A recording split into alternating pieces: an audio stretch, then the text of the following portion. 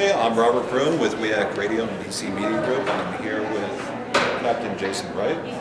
And can you tell us a little bit about what you do? Yes, I represent two detainees currently at Guantanamo Bay. Ubaidullah, who's an Afghan citizen who's been detained for more than 11 years, and Khalid Sheikh Mohammed, an alleged mastermind, who's currently facing an active capital case against him. Okay. So, the question that a lot of people have is, has torture changed as far as U.S. policy? Well, yes.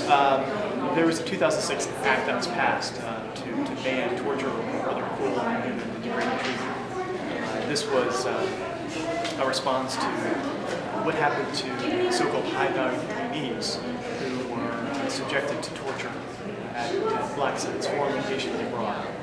And many of the facts about them have been classified by the United States government. They do not want any information really to be known about what happened to these men and about the level of complicity from the lowest foot soldier all the way up to the White House. But what I can say is that Mr. Mohammed in particular was subjected to heinous abuse, and the U.S. government has declassified certain facts relative to his treatment. That he was waterboarded 183 times after his capture in March of 2003. That so-called enhanced interrogation techniques were performed against him. That there were threats to kill his family. He was subjected to approximately 7.5 days of sleep deprivation. And so for 3.5 years he endured this treatment by the United States government, our government, before appearing in Guantanamo Bay in September of 2006.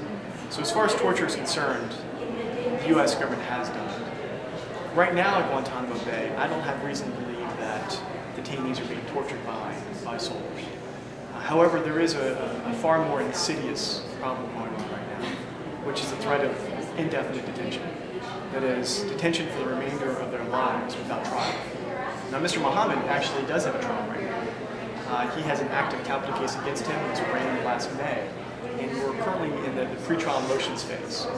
But even still, if Mr. Mohammed were acquitted, the policy of the United States government would be to detain him indefinitely. So in other words, were he somehow found not guilty and charges dismissed, he would continue to be detained.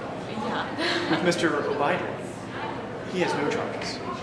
And he has been allegedly, there have been accusations that he, at the age of 18 or 19, possessed 20 landmines on his family's property. Landmines that were left there during the Soviet occupation. But this young man has not had a day in court. And there's no indication that the Obama administration will ever take him to court. So he is currently facing a prosecution without trial. And I would say that is in fact torture. The fact that you can remain in jail for 11 years without having any charges brought against you, that you can't contest your charges, that the writ of habeas corpus is empty and hollow. So I think this is something that deserves critical attention. I know Juan Mendez, a special rapporteur for torture with the United Nations, he himself has declared, in fact, that the threat of indefinite detention and solitary confinement both would amount to torture or other cruel, inhuman, and degrading treatment. Can you tell us about the conditions of Guantanamo? Yes. So Guantanamo is a very bizarre place, quite surreal in fact. But what I'll say is that there are multiple cultures and communities now. And the community that most people know about is the community of detainees. There remain 166 detainees in Guantanamo Bay to this day, despite Obama's pledge to close it in January 2009. Only 6 of those men really are facing trial. The other 160 are some might call them low value or non-high value detainees. What I would call the wrong place, wrong time detainees. Were picked up, they're farmers or taxi drivers.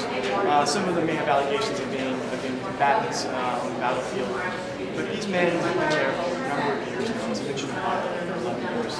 And they live in what are called Camps 6 and 5. Camp 6 is a low security communal living facility. And Camp 5 is where these men go for their disciplinary status. But what's happening right now is that there is a complete loss of hope in Guantanamo Bay. President Obama promised to close it, it's not closed. So there's currently a mass hunger strike going on right now. The You may have seen recent reporting that 25 of them have been declared as hunger strikers. Well, I can tell you, I just got off the plane yesterday from Guantanamo Bay. I was there for 3 weeks. I spent about 1 to 2 weeks in Guantanamo. And according to my information, it's not just 25. It's the mass population of hunger strikers. And what the U.S. government's doing is they're trying to play a shell game with the definition of what a hunger strike is. I may have some sort of clinical definition, but I can tell you that the majority of men in Guantanamo Bay are in fact hunger striking right now. Over a lapse in their conditions of confinement, over a ratcheting down, if you will, of their quality of life, for no reason other than a change of guards. But what do you mean by lapse of conditions? So there was an incident around the 6th or 7th of February where the new commander and his new guards decided to do a complete shakedown of the campsite. And in the process, there are allegations that they mistreated the Quran. They treated it in a very rough way. At the same time, they decided to take certain comfort items away from the detainees. They took away their extra blanket. They took away books. They took away family photos. They took away legal papers. All because I think there's a new philosophy that this is punitive detention. But really what's happening is, within the detained population, is that there's a loss of hope. These men are not hungry for food. This isn't a hunger strike about food. It's a hunger strike about justice. They're hungry for justice. They're hungry for the being important. They're hungry for vision. Thank you so much. Yes, Rob. Thanks for your questions. Appreciate it.